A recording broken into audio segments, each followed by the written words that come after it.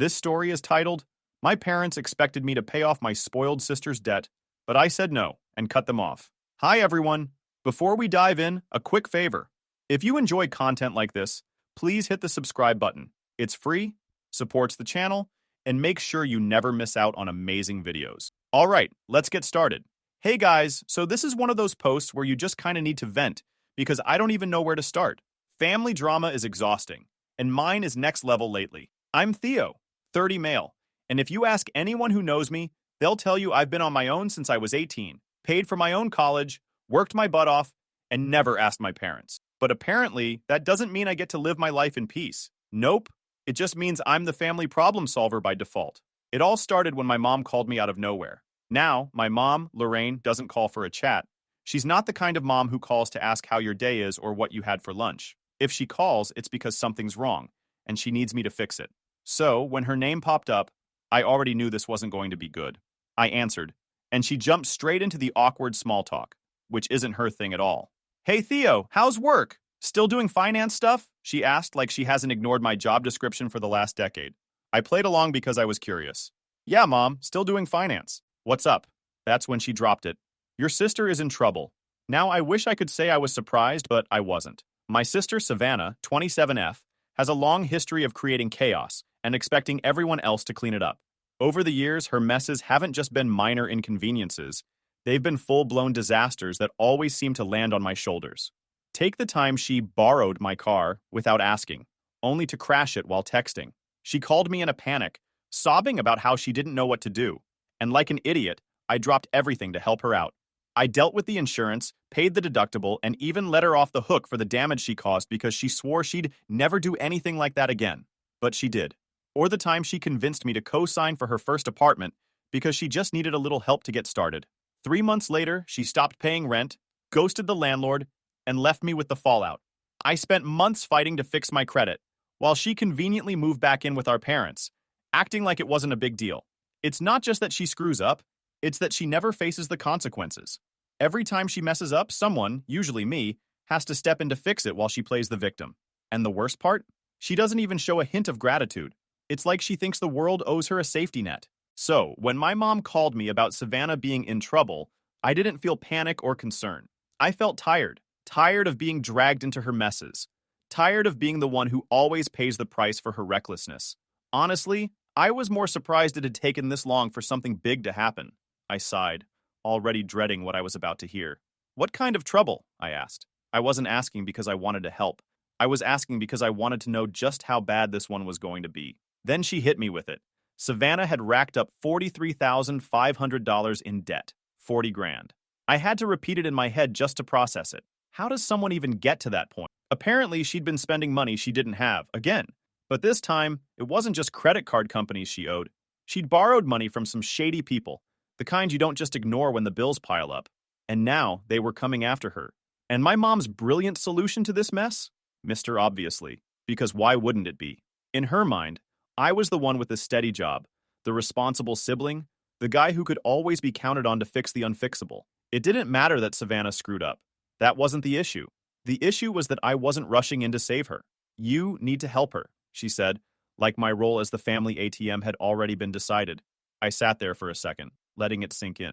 I asked, help how, exactly? You've done so well for yourself, Theo. You can pay it off for her, she said, as casually as if she were asking me to swing by and grab takeout. I actually let out a short laugh, not because it was funny, but because I couldn't believe what I was hearing. Mom, I didn't borrow that money. Why should this be my responsibility? I'm not paying anything. The silence that followed was heavy, like she was processing the fact that I'd just outright refused. Then she snapped, launching straight into full-blown guilt mode.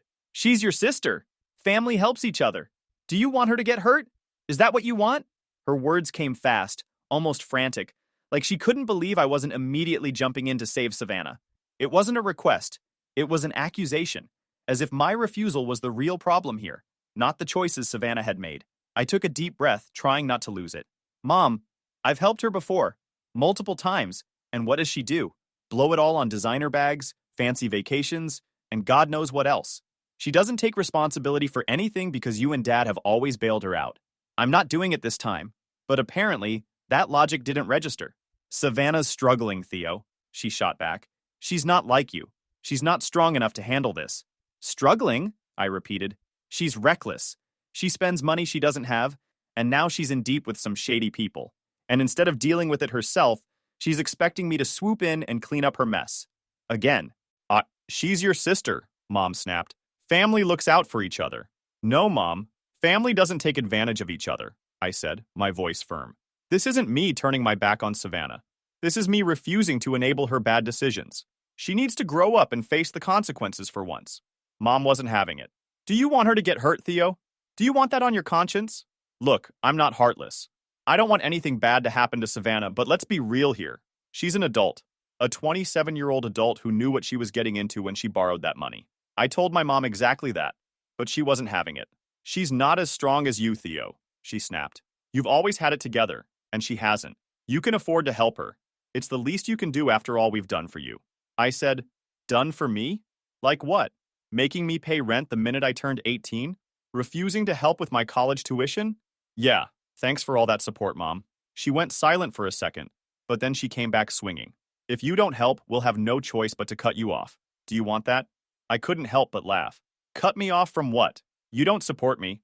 I've been on my own for over a decade. Your threats don't work on me. And with that, I hung up. After that day, they were all silent, and I wish I could tell you that was the end of it. But it was just the beginning. And the silence didn't last long.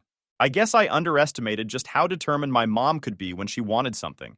After I shut her and my dad down, they shifted gears. If the direct approach wasn't going to work, they were going to guilt me into submission. And when I say they went all out, I mean all out. It started with the texts. Simple at first. Messages like, I just don't understand how you can let this happen to your sister.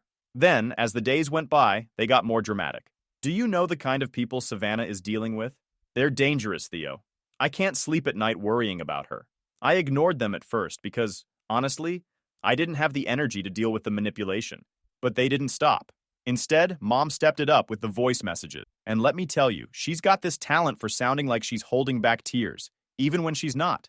Theo, she said in one, Savannah might not make it out of this if you don't help. I don't think I can live with myself if something happens to her. It was like a masterclass in guilt tripping. If they gave out awards for this kind of thing, she'd be a 3-time champion by now. Then my dad, Marshall, decided to jump in. He's usually more of a silent player in these family dramas. But not this time. He left me a voicemail that started out calm enough. Hey Theo, just calling to check in. But then of course it shifted. Look, I know your mom can come on a bit strong, but this is serious. Savannah's in deep, and we can't fix this without you. You've always been the strong one, the dependable one. Don't let us down now. That line, the dependable one, man, it set me off.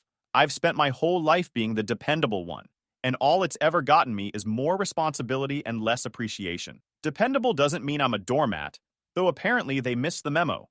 But the guilt avalanche didn't stop there. They decided to bring in reinforcements. The extended family. Out of God knows where, I started hearing from my Uncle Greg, who I hadn't spoken to in years. He called me out of nowhere, acting like we were best friends. Hey Theo, long time, no talk. How's life? I knew immediately why he was calling, but I let him ramble for a bit before he got to the point. You know, family's important, he said, in that overly earnest tone people use when they're about to say something they know you won't like. And Savannah's she's struggling. We all go through rough patches, and sometimes we need a little help. Greg, listen, I interrupted. Did my mom put you up to this? He laughed nervously, like I'd caught him. Well, she might have mentioned it. I didn't even let him finish. Look, I appreciate you reaching out, but I'm not paying Savannah's debt. It's not my responsibility. You'd think that would have been the end of it, but nope. The next day, it was my Aunt Deborah, then my cousin Emily. They all had the same script. Savannah's in trouble. She needs help, and I'm the only one who can save her. I don't understand why all of them are that concerned about Savannah. It's not like she's some helpless kid who made an honest mistake. She's a grown adult who spends money like it's Monopoly cash and then acts shocked when the bill comes due. What made it worse was that none of them even tried to understand my side. When I explained that I wasn't willing to throw away $43,500 for someone else's mistakes, they acted like I was speaking another language. But she's your sister, they'd say, like that was supposed to magically change my mind. The worst part, though, was the smear campaign. My mom, in her infinite wisdom, decided that if guilt-tripping me directly wasn't working, she'd try to turn the rest of the family against me. She started telling everyone on the family group chat, which I left from it since long ago, that I was self-absorbed, ungrateful, and a total piece of shit. According to her, I had forgotten where I came from and was too wrapped up in my fancy city life to care about my family. I found out about this when my cousin Ryan called me. He's one of the few family members I actually get along with, and he gave me the heads up. Dude, he said, Lorraine's been talking mad crap about you. She told Aunt Deborah that you said Savannah deserves whatever happens to her. I was furious. Not because I care what Deborah thinks, but because my mom was straight up lying about me to make herself look like the victim. I told Ryan the truth, that I never said anything like that, and he believed me. Yeah, I figured she was exaggerating, he said. It's just messy, man. Messy didn't even begin to cover it. But the real drama hit when Savannah decided to jump into the chaos herself. Up until then, she'd been quiet. Not a single text or call. I thought maybe she was embarrassed for once. Turns out she was just waiting to strike. And when she did, it wasn't subtle. She texted me one night, and it wasn't a plea. It was an accusation. I can't believe how selfish you're being, Theo. You know I'm in serious trouble, and you're just sitting there doing nothing. You're supposed to be my brother. Selfish? That was laughable coming from her. Savannah's entire life had been one big string of bad decisions, always with someone else cleaning up her mess. I didn't respond. Honestly, I didn't think it deserved one. The next morning, she upped the ante. You have the money. Stop acting like it's such a big deal. Just pay it off, and I'll pay you back when I can. Like that was somehow a reasonable solution. Like I was the unreasonable one for not handing over the $44,000 to fix her screw-up. Again, I didn't bother to respond. That, of course, didn't go over well. She went full meltdown mode, sending me these long, rambling texts about how I was abandoning her, and how I'd never understand what it's like to struggle. And then, just to twist the knife, she threw in, Mom and Dad always said you'd come around eventually. Guess they were wrong. That line hit different, not because it made me rethink anything, but because it confirmed what I'd always known. This wasn't just Savannah being reckless. My parents had been hyping her up, making her think I'd always be there to fix her mess. By that point, I was over it. I stopped replying to texts, ignored the calls, and just focused on my own life. Just when I thought they couldn't sink any lower, the guilt trips, the ambushes, the smear campaigns, I realized I'd underestimated just how far they were willing to go. My parents and Savannah had played every card in their deck, or so I thought. Turns out there was one last card hidden up their sleeve, and this one shattered any line I thought they wouldn't cross. I got a call from my bank, and just like that, everything turned into complete chaos. The bank's fraud department informed me about suspicious activity on my account. Apparently, someone had attempted to access it using forged documentation that didn't match their records. They had tried to change my contact details and withdraw funds, but the system flagged the attempt as suspicious and froze it. While the bank couldn't disclose specific details, they hinted that the documentation suggested it was someone close to me. Someone close to me. I didn't need to ask about it. I already knew. Savannah. Who else could it be? The timing was way too convenient. She had just texted me about how desperate she was, and when I didn't cave, this happened. I was boiling inside. Forging documents to access my account? That's not just desperate. That's criminal. I couldn't let this slide. That evening, I drove straight to Savannah's apartment, my anger barely contained. Without a call, of course, because I was done playing nice. She opened the door. What are you doing here? She snapped. You tried to steal from me, I said, cutting straight to the point. Her expression shifted for a split second before she folded her arms. I don't know what you're talking about. The audacity, though. I told her, don't even try that, Savannah. The bank flagged your little stunt. They told me someone forged documents to access my account.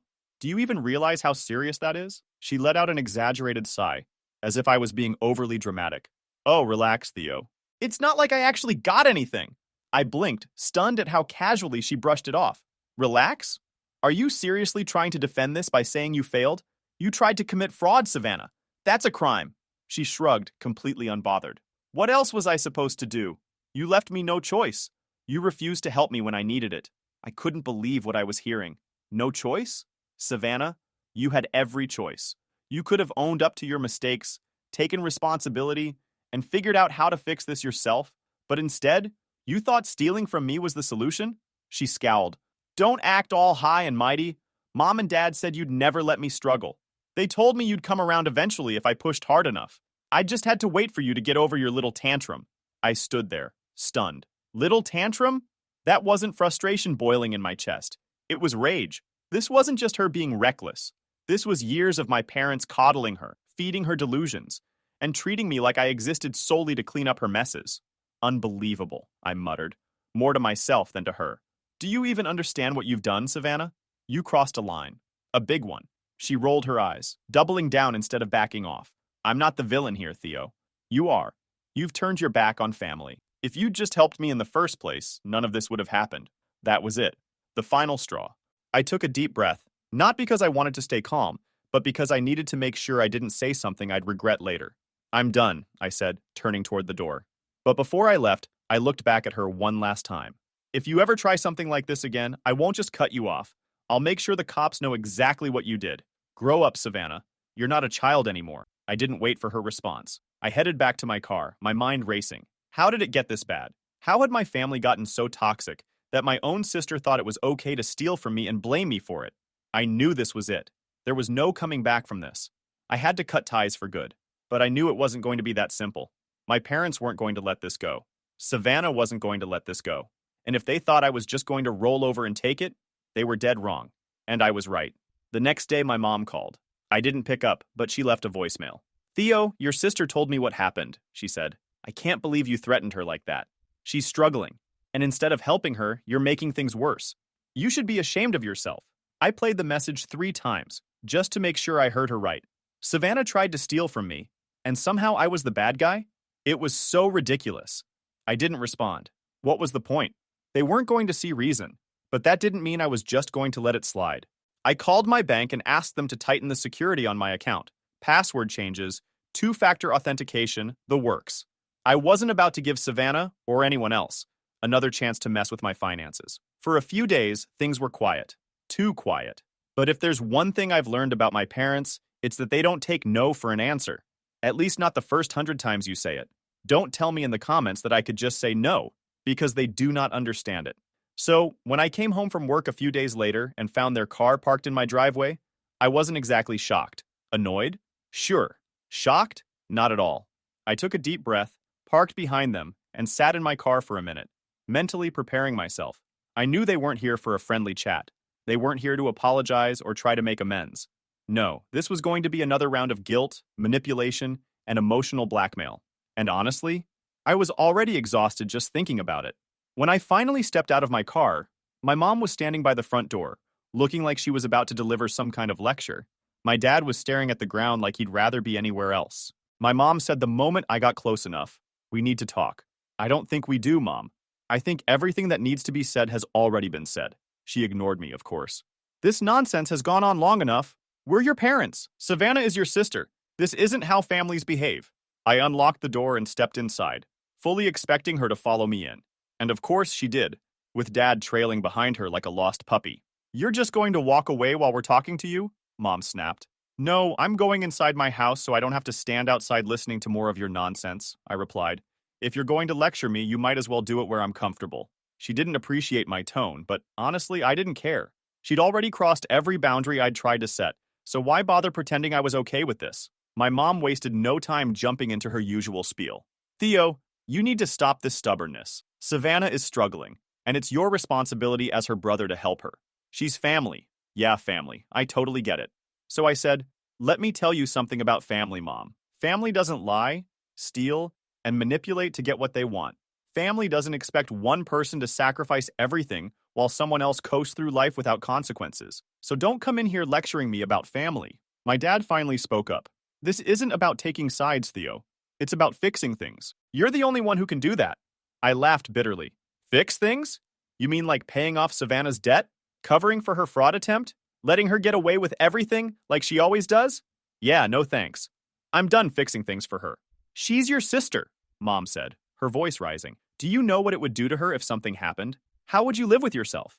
And how do you live with yourselves? I shot back. You've spent her entire life enabling her, making excuses for her, and throwing me under the bus whenever it's convenient. You created this problem, not me. So don't you dare try to make me feel guilty for not cleaning up your mess. Mom's face turned red. I thought she might actually explode. She said, if you're not going to help, then we'll have no choice but to cut ties with you. No holidays, no family gatherings, nothing. I stared at her, trying to decide if she really thought that was a threat.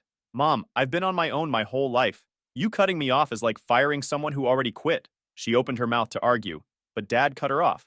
Lorraine, stop. This isn't helping. He turned to me, his expression softer. Theo, We just want what's best for everyone. Savannah's made mistakes, sure, but she's still family. Can't you just meet us halfway? I couldn't bear it anymore. Do you even hear yourselves? You're asking me to shell out $43,500 for someone else's mistakes. How is that halfway? What is Savannah contributing to this so-called compromise? I could feel the rage boiling in my chest, my thoughts racing faster than I could speak. Every sacrifice I'd made, every time I'd stepped up when they wouldn't, every single instance of them putting Savannah first, all of it slammed into me at once. I pushed off the counter, my movements deliberate, and walked to the door. My heart was pounding, but I kept my face calm. No yelling, no arguing. They didn't deserve that much energy from me anymore. I swung the door open wide and said, "Get out." My mom blinked, caught off guard. "Excuse me?" "I said get out," I repeated. "This conversation is over. You're not going to guilt me into paying Savannah's debt, and you're not going to manipulate me into feeling bad about it. So unless you have something productive to say, you can leave." Mom looked like she wanted to argue, but Dad gently took her arm. "Come on, Lorraine, let's go." She glared at me as she walked past, her voice dripping with venom. "You'll regret this, Theo. Mark my words." I shut the door behind them and stood there. It was quiet. Finally quiet. But the quiet didn't last long. The whole situation had been gnawing at me, and against my better judgment, I decided to find out what was going on with Savannah. Maybe it was curiosity, or maybe I just wanted to know how far things had spiraled. I reached out to a mutual friend who still kept in touch with her, hoping they'd fill in the blanks. "What's going on with Savannah?" I asked. "I haven't heard anything since, well, you know." The friend didn't hesitate. "Oh, you haven't heard? It's bad. The people she owes money to aren't messing around. They trashed her car, completely destroyed it. Windows, tires, everything. She's freaking out, saying she doesn't feel safe." I should have felt something, pity, concern, something, but all I felt was exhaustion. She'd gotten herself into this mess, and now she was reaping the consequences. Of course, I knew this would only mean one thing: more pressure from my parents to step in and save her. A few days passed, and still no direct contact from Savannah or my parents. Just silence. It felt strange, like the calm before a storm. And sure enough, the storm came. A letter from a lawyer. When I opened it, I couldn't believe what I was reading. My parents were threatening legal action, claiming I had a moral obligation to support my family. They wanted me to pay Savannah's debt, and they were actually willing to take me to court over it. I couldn't believe it. After everything they'd already done, they were willing to go this far? Part of me wanted to laugh at the absurdity of it all, but mostly I just felt numb. This wasn't a family anymore. It was a battleground, and I was done fighting. Or, what baffled me is the sheer audacity of it all. It was almost impressive. Look how silly it sounds, my own parents, threatening legal action because I wouldn't clean up Savannah's $43,500 mess. It was like they'd thrown out any remaining pretense of being a family and replaced it with outright hostility. I didn't need to think twice about what to do next. The first call I made was to my lawyer, who, thankfully, has a good sense of humor. When I explained the situation, he chuckled and said, "Theo, they don't have a leg to stand on. Let them file if they want. It'll get laughed out of court." Sure enough, nothing came of their threat, but it was a reminder of how toxic they were, and it only reinforced my decision to go no contact. They had burned every bridge, and there was no coming back from that. Knowing they were willing to go that far was enough for me. I realized I couldn't keep this door open anymore, not even a crack. I'd been holding out some tiny shred of hope that maybe, somehow, we could fix things. But this was the last straw. I blocked my parents' numbers that same day. No calls, no texts, no voicemails. I went through my social media and blocked them there too. While I was at it, I did the same for Savannah. If they were going to treat me like an enemy, then I'd treat them like strangers. I also had to tell the extended family what had happened. I knew my parents would spin the story to make me look like the villain, and I wasn't about to let them get away with it. So I called up my cousin Ryan, one of the few family members I actually trust, and laid everything out. "Dude," Ryan said after I finished explaining, "that's insane? They seriously tried to sue you?" "Not yet," I said, "but they're threatening to. I wanted to give you the heads up because I'm sure they're going to start spreading lies about me." "Don't worry," Ryan said. "I've got your back. And honestly, good for you for cutting them off. They sound toxic as hell." That conversation gave me the confidence to reach out to a few other relatives. Some were supportive, like Ryan, but others, not so much. My Aunt Deborah, for example, was firmly Team Lorraine. "Theo, they're your parents," she said, as if that somehow excused everything they'd done. "You can't just walk away from them?" "Yes, I can," I said firmly. "And I have. They've crossed every line imaginable, and I'm not going to let them keep dragging me down." I knew Deborah thought that I am a kind of disappointment. Shay said, "Family is family, Theo. You'll regret this someday." "Maybe," I said, even though I didn't believe it. "But for now, I'm choosing peace." And peace was exactly what I got. Only for few days, though. Because, of course, about a week after I blocked them, I got a call from an unknown number. Against my better judgment, I answered. "Theo," came my mom's voice, sharp and accusatory. "You blocked me." I sighed, already regretting my decision to pick up.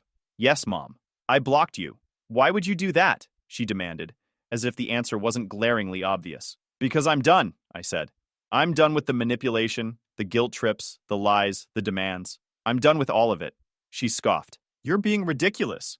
Do you really think you can just cut us out of your life like this?" "Yes," I said simply. "I can, and I have." She tried to argue, of course. She called me selfish, ungrateful, heartless, the usual. But I didn't take the bait. I just calmly repeated that I wasn't interested in continuing this conversation and hung up. Then I blocked the number. After that, I doubled down on the no-contact plan. I told Ryan to let me know if my parents or Savannah tried to reach me through him, but otherwise I didn't want to hear anything about them, and for the most part, he respected that. Every now and then, though, he'd slip in an update. Months passed, and the longer I stayed no contact, the more I realized how much I'd been missing out on. Without the constant drama, I had so much more time and energy to focus on the things that actually mattered. Of course, there were still moments of doubt. Every now and then, I'd hear a voice in the back of my head saying, "What if they're right? What if you are being selfish?" But then I'd remind myself of everything they'd done, everything I'd endured, and the doubt would fade. Up until now, I didn't know what happened to Savannah. Recently, I got another call from Ryan. "Hey, just thought you'd want to know. Savannah filed for bankruptcy." I paused for a moment, letting the news sink in. "Well," I said finally, "maybe now she'll learn to take responsibility for her actions." "Maybe," Ryan said, though we both knew it was unlikely. Savannah wasn't exactly the learn from your mistakes type. As for my parents, they kept up their smear campaign for a while, but eventually it seemed to fizzle out. I guess even their most loyal supporters got tired of hearing the same story over and over again. By the time the holidays rolled around, I felt some kind of relief, because I knew I wouldn't have to spend Christmas pretending everything was fine when it wasn't. Instead, I spent the holidays with friends, my chosen family, and for the first time in years, I didn't feel like I was walking on eggshells. I could just be myself, without the constant weight of my parents' expectations or Savannah's demands dragging me down. Cutting them off wasn't easy. It was one of the hardest decisions I've ever made. But looking back, I know it was the right one. Sometimes you have to walk away from toxic people, even if they're family. And while it's not always easy, it's worth it. I still get the occasional update from Ryan, though I've made it clear I don't want to hear much. Last I heard, my parents were still trying to rebuild their reputation, and Savannah was struggling to find her footing after the conviction. I wish I could say I felt bad for them, but I don't. They made their choices, and now they're living with the consequences. As for me, I refuse to be a fool dancing on the strings held by all of those big shots. I'm moving forward, and I've surrounded myself with people who actually care about me and respect my boundaries. I'm focusing on my career, my hobbies, and my happiness. And while I don't know what the future holds, I know one thing for sure. I'll never let anyone, family or not, drag me down again. Thanks for sticking with me through this wild ride. If you've got toxic people in your life, I hope my story gives you the courage to stand up for yourself. You deserve better. We all do.